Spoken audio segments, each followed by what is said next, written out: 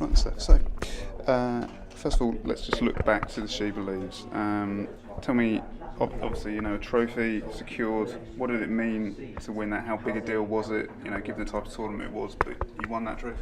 Yeah, for us as a team, I think we've worked so hard to be able to play against these type of teams and to compete at a high level, and I think we showed the best of England in that tournament. I think 3 different sides, but at the same time one that was clinical and wanted to win, and for us to be able to lift that trophy was an unbelievable feeling, but only a little bit of the success that we want come the World Cup.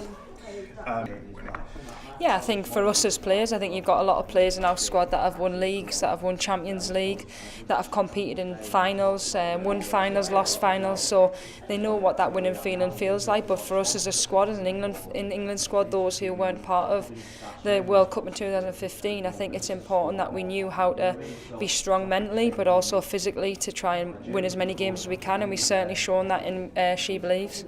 And as a level position? Yeah, I think for us, we're quietly confident about our ability as a squad, not just the 11, the 23 that always travel and are together, and we know that on our day we can compete with everyone, but I think it's okay competing. We have to make sure that we keep winning and we keep scoring and we keep keeping clean sheets, and that's what we base and pride ourselves on.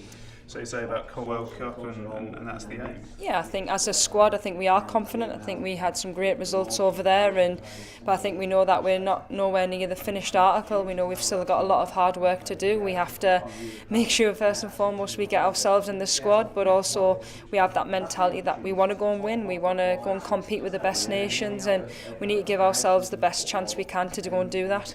So what's been the message from first complacency? What has he been saying to you? Yeah, I think for us as a group, naturally we always try and keep our feet on the floor. We know that in every single training session we need to give as much quality as we can, and for us to go and express ourselves and not be afraid to go and make mistakes. And I feel as though this week's been really good in terms of the quality and the tempo of training, and we just need to transfer that ahead of the next 2 friendlies.